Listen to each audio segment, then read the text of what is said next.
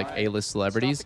Mark Wahlberg's entire brand is that he works out really hard. I swear to God, that's the only thing that I ever see is just like And here I am, Mark Wahlberg. Hey guys, I'm at the gym. Oh my God, look, my training partner over there. He's literally, he can't even get up. That's how hard that we go at the gym. Am I right, boys? And another one's like, I get up at 4 a.m. to go to the gym. It's like, good for you, man. Congratulations. Like, is there anything else that you have in your life? Versus Sentinels. Believe it or not, it's game 1.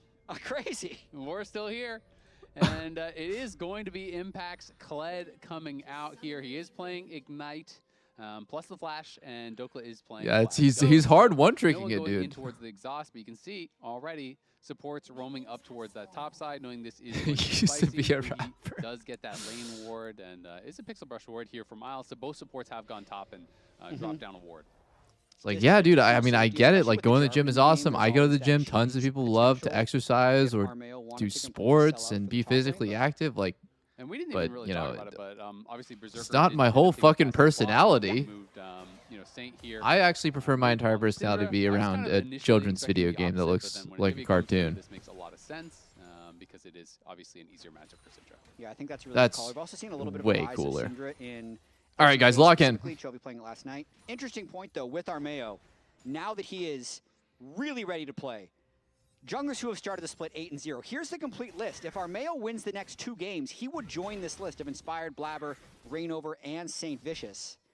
And I think the more important thing, though, if he really wants to be greatest of all time, is he wins these next 2 and then just goes off into the sunset. It's actually a boomer video game. The only one to start It is. It 8-0 looks. and then end the It's split. so cartoony and like you know, it's Everyone else obviously went got on to like the lose bright another colors game. for Armeo kids went and except this for art Armeo. style, but Went actually out it's true. on top. League is How for will we boomers. remember it? Fuck. Yep. The greatest jungler of all time. It'll be the biggest what if, you know? What if Armeo Big kept what playing? if Armeo stayed? Yep. And they didn't have to play with that Inspired guy. Would they have won Worlds? Inspired has never had a 100% win rate in a split. Armeo does right now. Does so far. We'll see if he does in 30 minutes or so. Well. As Darkwing's trading pretty heavily here with Saint, but all jokes aside, of course, Inspired going to be back pretty soon. And it'll be interesting to see. I mean, I do think because the break has gone on quite a long time, there is the question, unironically, like obviously Inspired is the better player, but there is the question, will they perform better with Inspired right when he comes back? Because he's going to be returning, presumably, for Week 6 in Mexico for LYON home grounds. And they're going to have some really hard matches, including playing against TL, and he will basically have missed the entire split. I completely agree. I was fully on board, and we don't know exactly why he's missing. Maybe it's completely out of our control, or out of his control, but if you're planning a break, I'm actually totally fine, you know, with MSI into EWC taking the first 2 weeks off of a split. Anything beyond that, and I start feeling like you can really start generating some rust, is going to take a long time to de-rust, and it's going to end up being an additional 5 weeks where his team has been playing on stage and he hasn't. That's a long time to start forming new habits that then have to be, you know, reacclimated once Inspired returns. So definitely a real concern for LYON. Hambaku. Yeah, it definitely can be. It's also, I always kind of think about, you know, when your shot caller leaves and you have someone else coming in, then they are taking on new responsibilities that then they have to kind of give up. This is Saint, though. He has been performing incredibly well this split. I think that it is fair to say him and Quid are the clear top 2 mid laners. I'm just right waiting now, for Dokla and to they're gonna be die facing so I off can say in Dokla down. Week 6, so not next week. They will have a bye My to favorite facilitate part the of extra games that they're every gonna be single time we playing watch LYON in is that I get to say Mexico, Dokla down when he at dies. the LYON home grounds. I mean, So I it don't. is It sounds like really, I'm a hate watcher. I'm not even hate watching. I just think everyone it's has funny circled to find to say out who is truly those at words. the top of Oh, the LCS he's right egged on now. turret. Common egg. Nice common egg there by Saint. Onto Saint just Darkwing's, casually gets vulnerable his for a return egg. gank. Obviously, it's To still me, okay, totally guys, fine to with me, where it's a little bit Darkwing's got bullshit that egg, an but Navy getting gets the egg 2 down early health can bars be in quite lane. beneficial if they wanna Like, get I think it's advantage BS. later. And to I your point, genuinely think it's Saint BS. Quid, If you just only read 2 an players Navy's currently passive have as Quid is every 1-2. 5 minutes, Saint has won that just one, and Saint has taken all that get momentum he one had from MSI, entire health bar. translated it straight here to And you're just like, what? That sounds so broken. Like, you can just take a trade from 100 to 0, and then they're half HP, and you're back to full. And I think he's gonna Oh. get it. Does not hold the skill point. Doesn't have it for the remount. I don't Once he care. was I'm saying it returning earlier anyways. on, Dokla and down. Dokla in the counter matchup I don't care if makes it's it him look that got the easy. He already solo. forced his flash, which must have Impact been off screen, got but the counter pick, that was super and then he simple just there got for absolutely Dokla, fucked and for it. Impact God is in a disaster spot. This is one of those already. things Took where, the like, counter I pick, you were don't down want to be 14 right. CS and got solo killed by 4 minutes. It's You guys are crazy. not gonna So believe me. You're he gonna be like, burned the flash at level 1 you're a to Dokla narcissist. when Dokla burned Ghost. Skills And to that I would his say violent tendencies true, while under the but turret I without really Dokla want even being Impact there. to get back So wanted the to his just former push out glory, the and wave, man, but Flash Ignite, he has been a little bit completely stinky solo-filled. recently. Dokla's dominance continues, to be completely honest. Yeah, I mean that is a disaster for Impact. In a lot of games like this, if you have that bad of a start on Kled, you are just useless for the rest of the game. Yeah. You can't win your 1v1, then it becomes very, very difficult because you have basically no. Oh my God, Berserker's getting rage baited. Stay bot, hard. stay bot, stay, And, stay, it stay. becomes tough, right? You're kind give? of relegated to just roaming around the map and looking for all. Dude, Berserker's getting rage baited again. So we will see. Dude, he's getting his nipples played with by Huhi. And we'll see if he It's can actually crazy. Because he's in a horrible start. He is, but he's up against Huhi's going up to him and tweaking like. who, by the way, Now Berserker has to been stay. doing this to everybody, Azale. Yeah. This is What the Dokla's fuck? stats, He the guy actually who just we're got criticizing canceled for 3 laning phase times. in Ezreal spring. canceled him Better once. laning than Huhi Thanatos canceled so him far. twice Goal difference at on 14, his tier CS 2. difference at 14 and XP difference at 14. He's been absolutely smashing and has CSD continued is to do it here. crazy.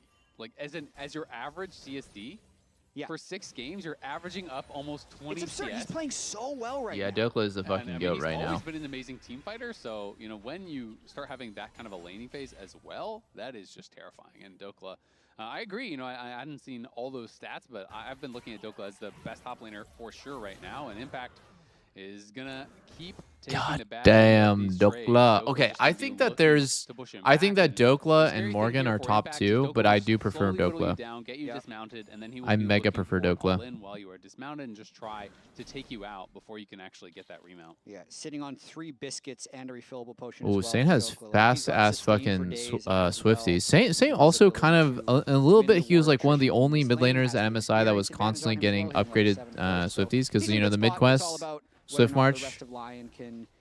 I didn't really know how that was gonna go, but he was just doing it on almost every champ. He was doing it on Victor, doing it on Syndra. And I was like, wow, I think that Saint is really onto something. This is actually quite strong. And even knockup from Zin and so on and so forth. But the Anivia can be quite good, especially if you do fight in corridors, because you can just wall off an Olaf, and then if he doesn't have flash, the ult doesn't do anything. So there is that possibility to just try to kite it out and just try to delay and be able to win an extended fight. But at the same time, LYON do have a lot of power in their extended fight as well, with both Syndra and Cassio, being pretty high DPS champs. It absolutely is. I mean, just looking at CSD, I know a wave's crashing, but he's already plus 18 at 7 minutes. If you can keep holding that, it's only going to get worse. But we'll say Hambach did manage to secure the first strike of the game. The overall game state, if you close your eyes and don't look at top lane, still totally fine. With Rahel Close your eyes and don't look at the Fed Olaf. Okay. Yeah, so there's the Will do. dismount. Isles is up on this side, but they aren't going to look for any sort of a dive. Just going to take the push in and reset here, and Impact will be a little bit delayed on his recall. Yeah, and the egg just came back up for Darkwing. Any so control that Sentinels gets is just immediately taken away. Like they're playing retake here. Armeo's on grubs, but Dokla's not there. He has to just get one and get out now. He's just get one and get out. They might fight over the 3rd grub. I kind of doubt it because just the timing. Olaf's not going to be there in time. Oh, Hambach got off for a sec. Will be difficult to fight their way in past Darkwings. No, I really don't think that it's going to be a... Oh, it is going to be a 4v4 fight. 50-50 for the last one. Smite off. Oh.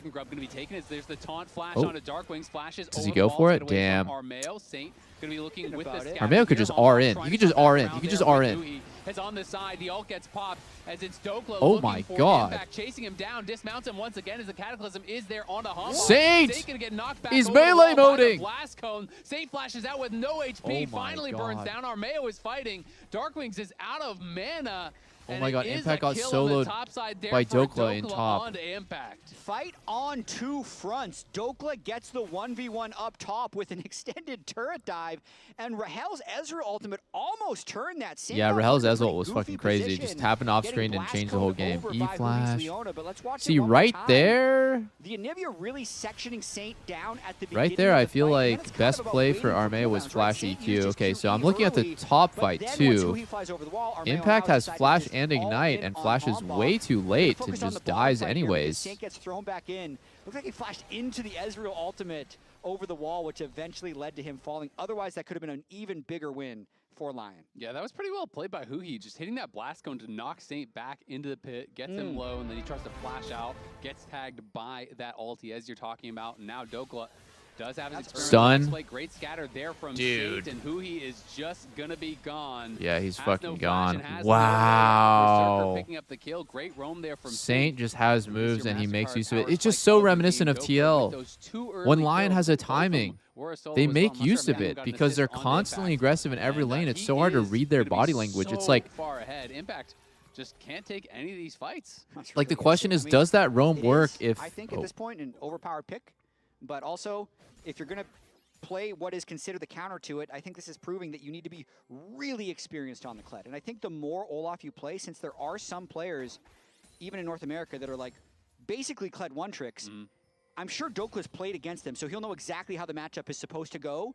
And as soon as Impact doesn't do that, Dokla's been punishing him immediately. Yeah, oh no, my I completely God. agree. And, this is always the risk of some of these kind of counter picks, especially a champion like Kled. It is insanely high risk. Oh my high God, reward Impact champion. can't fucking farm in the You can just play 1v1. tank into Olaf and I'm kind of crying. use gracefully, right? You know, you're not going to have a fun time. You're not going to be able to take a lot of trades. Why can't Impact just play Scion? We'll see if he can find a way. As Saint here going to get Oh, caught. And triple he's gonna stun. get He actually solar doesn't get to flared. move The here. follow-up stun is there. And on the other What? side, the Petrified Okay, Cage I guess with I'm onto just the completely Zinzao, who wrong. falls as He just well. got Saint chain stays CC for alive. 4 seconds Darkwings and his is team dead, got counter and engaged Lion and they crushed just the lose. fight It's a and are 3v4. just starting to run away with it. Yeah, maybe they're Oh. fine without Inspired. You know, the more I watch this Consider game, the it wheels feels falling like off. everyone is just Consider them smashing. fallen. Dokla's still in the Wait, top Dokla lane. has What a ult here. crisp Is fight he gonna that just was. fucking fight to the death with triple cookies? Might end up falling here. He's got Ult. ult still. Yeah, going to be stunned up. There's the Ignite. He's going to flash over the wall, but a great joust to follow from Impact. Oh my Dokla God. tries to take the Dokla fight, threw his lead a cannot little do bit, it. but he lost. Overextended punish Impact lost a there by lot of Oogie. minions on turret Nice there. gank, and Dokla down, getting the Dokla shutdown down. Impact will potentially save his game. Really needed that one, but it's off the back of what was a very big fight win and Drake take for Lion. Build your best LCS. Build your best NA team from LCS players only. It's Lion with Core or Vulcan. It's good, good. Slowly, slowly. I think. He'll die. It could even be argued that Isles is just perfect for this team, so just keep Isles. Nice. Good one. Like, is there a better top than Dokla? No. Is there a better jungler than Inspired? No. Is there a better mid than Saint? No. I think there's people who are comparable, like Morgan, like Quid for Saints. And I don't even think I think Isles is still he's playing so fucking well. God damn it, Caster Chris. Well, 2 times Isles up towards that all right. top side, and Just this time he get is Lions gonna in be here. punished. Armeo gonna look down on bot Get side for Zeyzal in here. Darkwings. The wall has just been spent. Yeah, no How wall does it is always flashed away for happen to nothing. me, guys? And this is gonna be a pretty easy kill here. Yeah, You it's a have to freebie. They think don't even need to they commit give it ult. over. Tried to give it over to Dokla. I'm not even sure how Armeo got it. I think I am 2 for 2 on saying something good about the support, only for the camera to pan for them, and they're dying on Shen. What are the chances? I say one good thing about Vulcan the whole game, and it's just like, all right, he's insta-dead.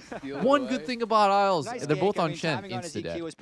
I think I have mystical powers. I made a deal with the devil. Dokla's so scary in this game, doesn't even want to let him get close, but This game, yeah, the game is fucking over. Definitely did. And even though they did kill Dokla, we didn't get to rewatch that.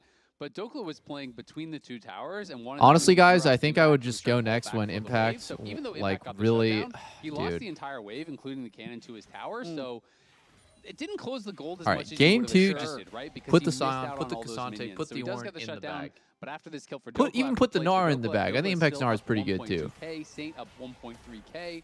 These solo laners very, very strong right now. yeah, I mean, Ooh. the carries. Armeo wouldn't have as much gold with Dokla if he didn't smite the kill away. And then Dokla would probably be up there with Berserker and Saint. Impact on Kled smells like doublift on Vladimir. Potentially for a dive, but I don't think this Even will after work, 50 so solo I queue don't know games, if do they're you actually really gonna go trust for it? But 2 members there from Sentinels trying to cover Darkwings. Who Fuck it, I'm has me and I given up wouldn't his even trust my cozy little Vlad. spot in mid lane, and playing side lane's a lot more risky, so does need that backup. They get him some vision, but Lion already making a play. Hand on my heart, if it's trust and doublift Vlad or draw 25, I'm drawing 25. Not going to be able to do anything about it. Oh. Can't get the interrupt on Armeo's reset either, so tempo not disrupted. Saint in a position to carry this game as well with the Anivia, still playing so well. 10 CS per minute, not to mention the first turret of the game. Very, very strong. Yeah, Hambach here on the invade. Armeo will just flag and drag away, but Sentinels moving a lot of members up towards topside. Dokla going to TP in behind them, and they're going to look to try to force the fight. Oh, Hambach's just caught on that invade.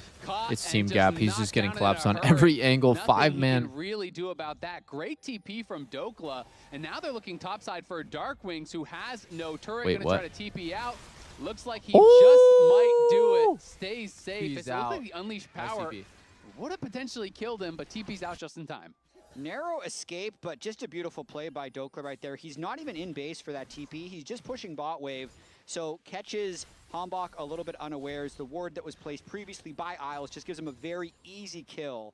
But it does let the bot lane go a little bit, so Dokla sacrificed a bit for the team, but they're getting so much off of it otherwise. Yeah, they're going to take the Herald, and Isles is down there to cover Dokla. So, you know, even though they get a little bit of gold there for Darkwings, the gold extends even further up to almost 4,000. Now it crosses that 4,000 threshold here for LYON. We're looking fully in control of this game. We'll see if Sentinels can find some good Impact plays. going to make a play turn on it him? around.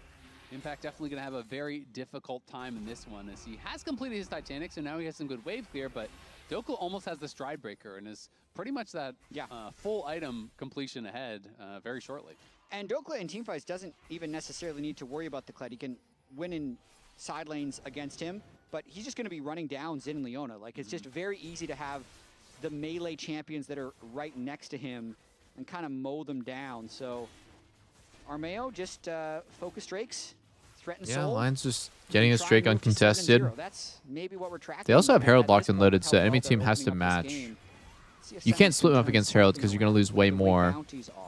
Whoa, this seems very intense. There he does pop it. Ult Trying Ghost. to run out here with the Ghost, but on the other side, it's a fight as Berserker can't connect the Petrifying Gaze onto Rahel. What are these plays from Sentinels? There's one fight on bot. They use Leo ult to get Olaf's Ghost ult, which is totally fine. Interesting they didn't But get Impact the stun there ultimate under Hell. didn't make Maybe a much little sense. late on the Petrifying Gaze, because normally the taunt into Petrifying Gaze is the combo, but couldn't quite time it up correctly. Hadn't gotten much chance to talk about Berserker's Cassio. It was very good. The nerfs are quite small, to be completely honest, for the mages bot lane. So this is our first LCS team running back mages post MR buff for 80 carries. Yep, the MR buff, Berserker Street's buff, the Fleet buff as well. So been a number of different little changes to try to push it. It was versus, it was versus FlyQuest.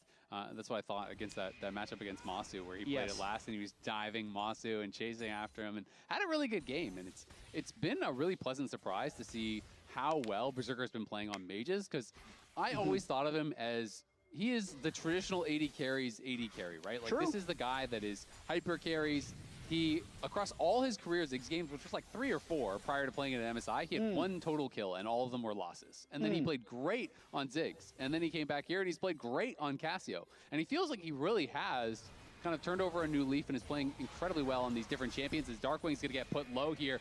The unleashed power from Saint doesn't quite finish him off, but there's the taunt over. Oh, it's a big fight. I think who he's fucking fried here. Hambach's in a 1v3. Going to be locked into the cataclysm. Run, Hambach! Oh, you're fucking dead. Won't be able to get away.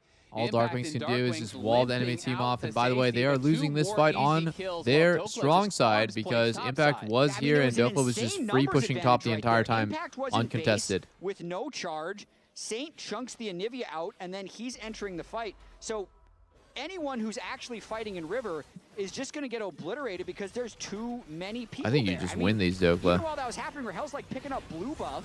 Dokla just going to take this 1v2. We'll see how he does. Pushes Impact back. They have to run. They're trying to wait out the ulti, and now the charge comes back up as that ultimate expires. Oh, they get him. 3 members show up. Rahel gets the kill. Dokla bites off more than he can chew.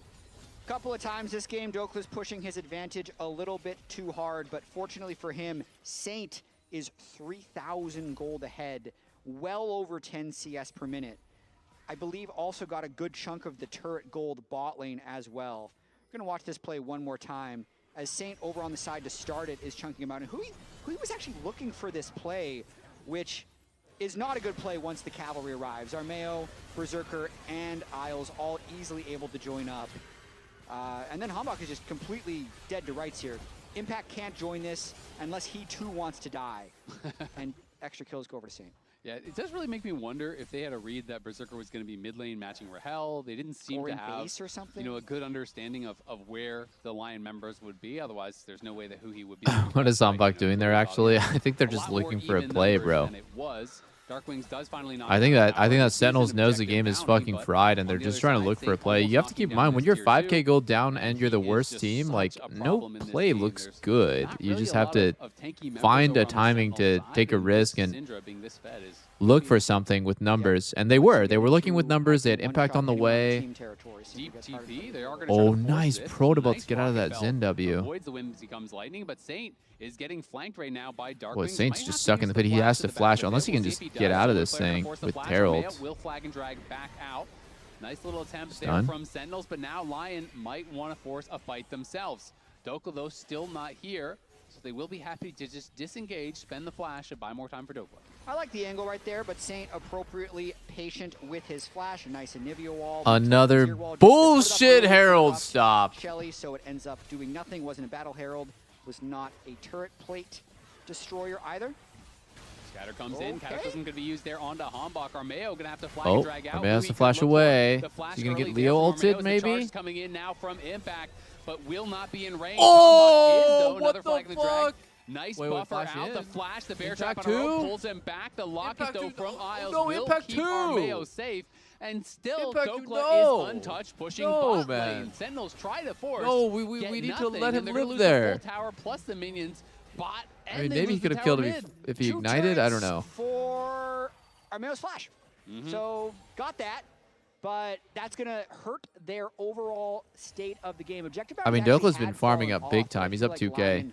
Continue to advance their map state pretty well right there. They are going to trade back at the top, but just a nice escape there overall by Armeo, and nice patience by Isles to just know that they didn't really have the kill damage. Let's just pop the locket rather than using Stand United.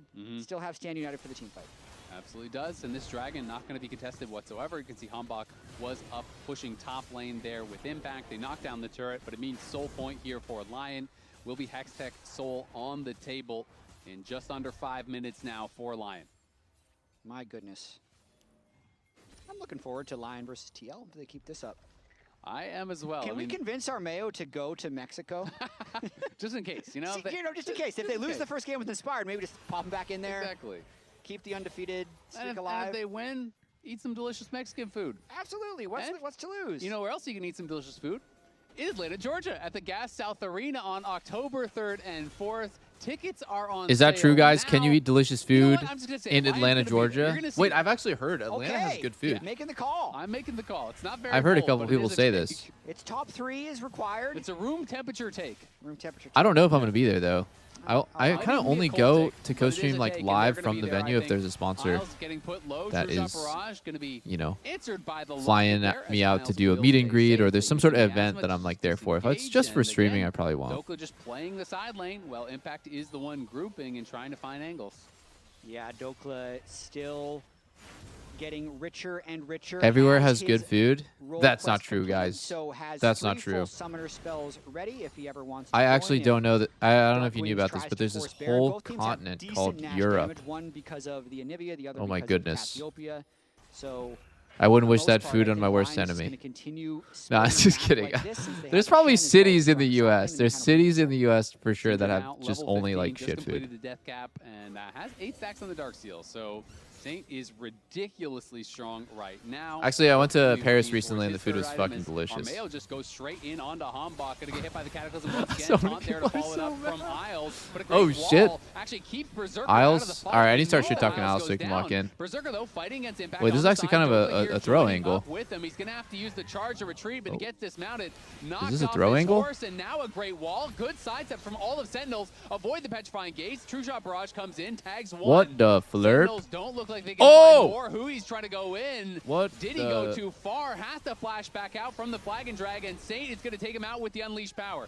Oh, the storm, the storm, the storm! Great scatter on a Darkwings. He is egged up. Rahel, Hombok, Impact trying to help him, but they can do nothing. Saint is just gliding and hitting every game when he's stunned. That Proto Belt was sick. Taking Leona for a ride with Proto Belts. Fight right there. It did look like Sentinels was pulling off something cool with Darkwings and Nivea having a couple really well-placed walls, but then Saint Cinder showed up.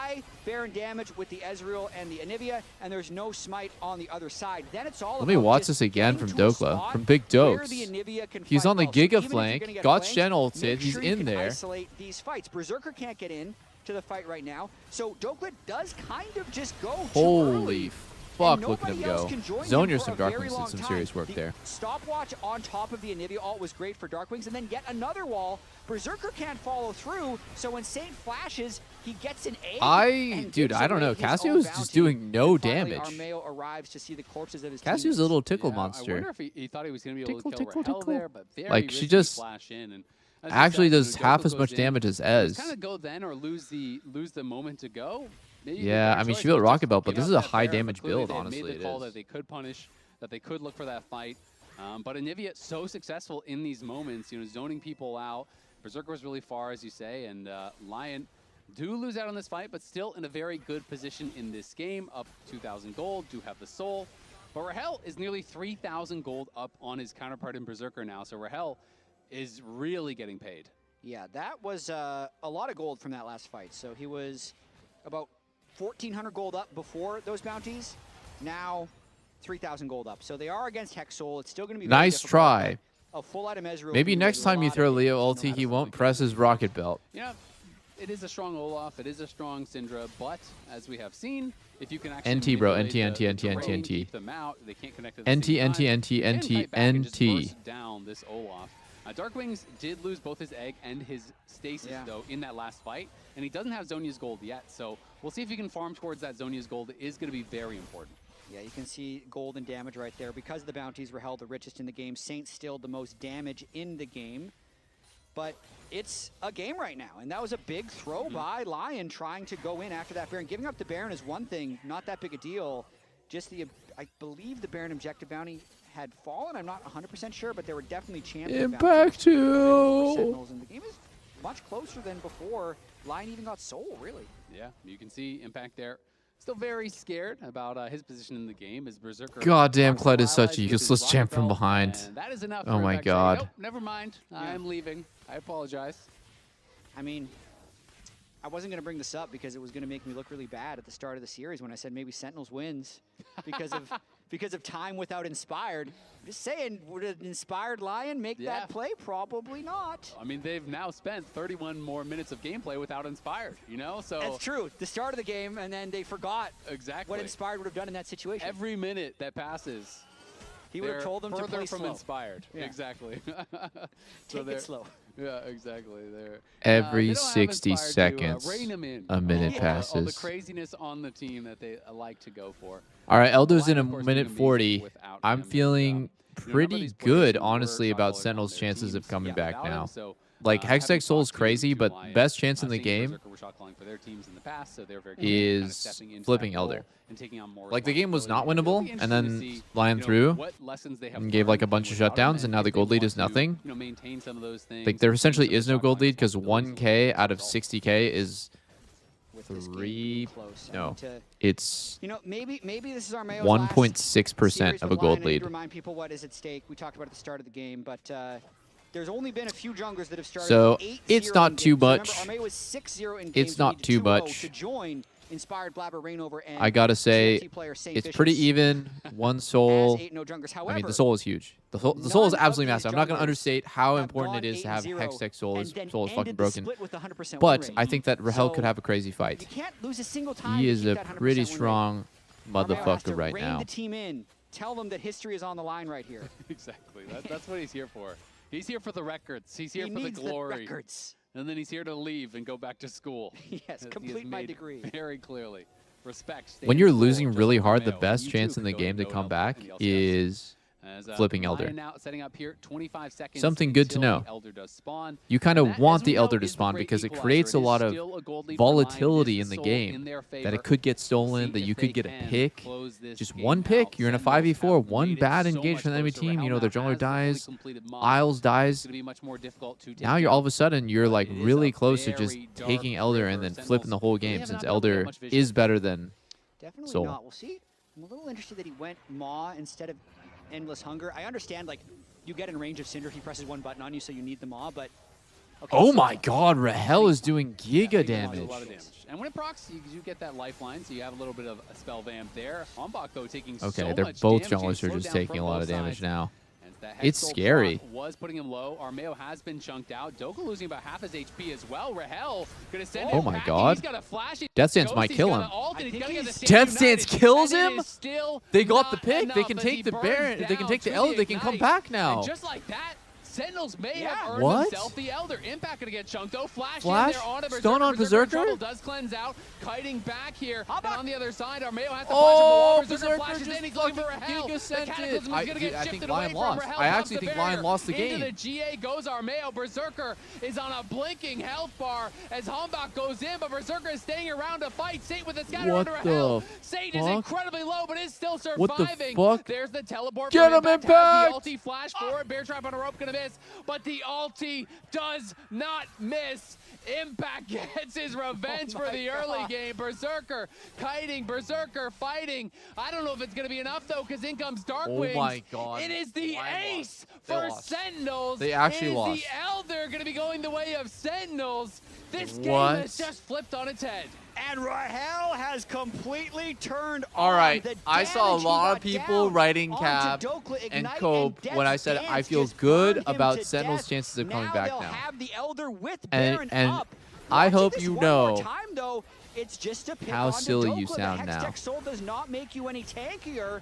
So They got even one through random the pick, Shen ult, just like all I the said. stored Now up they're in a Death's Dance 5v4. The plus gold Ignite lead gets him, and doesn't then the rest of the matter. fight is a 4v5. It's just very difficult for And Lion it's to an honorable approach. flip. And honestly, the Maw is pretty clutch right here at the end when Rahel does get the gameplay button pressed on him later by Saint, lives through it. He dodges the damage so well from Armeo early. I mean, they're Rahel not just necessarily going to win maximizing because the they have Elder, damage. but I think it's a really I good gotta chance say, at now. the back end of that fight, if they were just a little cleaner, maybe they could have ended through top lane. There was a big minion wave, but they had to chase the kills. They had to get the Elder. Now they get the Baron, and it's anyone's game at this point. Absolutely is.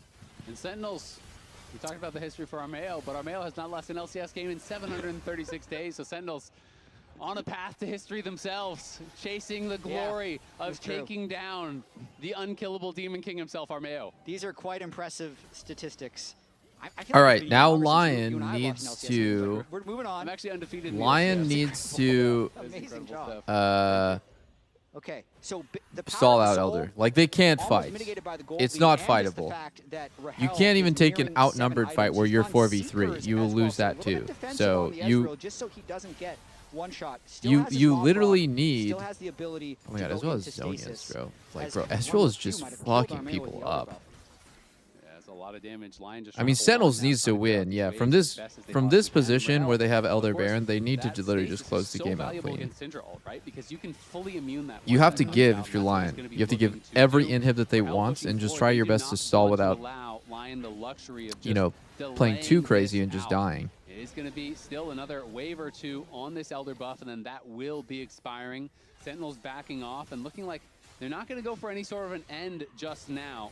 Are just accepting that they've dealt some damage. They put themselves into a pretty good spot, and they will go forward in the game. I mean, absorbing the Elder Baron double buff and only losing one inhibitor would be a very big accomplishment, which is kind of where it's going. Maybe they'll get bottom tier 2 with their next push. Let's do a check-in. I feel like Sentinels pussied out. That like they needed to push their advantage harder. Because okay, think about it this way, guys. When you have Elder Baron, is there a bigger gap in power at any other point in the game than at that point? No, right? Like that's the strongest that you can be relative to the enemy team. So you need to really force the issue and just go for something. You have to try, because if you lose the fight, no biggie. Baron recalls, defend your base. The stasis was hit by a scatter over the wall. Saint gonna get pushed Oh, back by the okay, Ultra Armeo Movie, dies, and but they now do get Armeo Rahel's. pays the iron price. In Not comes really Impact much, just on the Barrier and ulti, Zonias. Sentinels Okay, gonna here we keep go. pushing here. Actually, I Still think this 50 could be seconds the on end Baron. right here since And Armeo that died. is a 5v4. Another scatter does land from Saint. Trying to stabilize here, but that is a big pick and a big survival there from Rahel. That's why you invest in the Seeker's Arm Guard, just in case. Because he got hit by the scatter.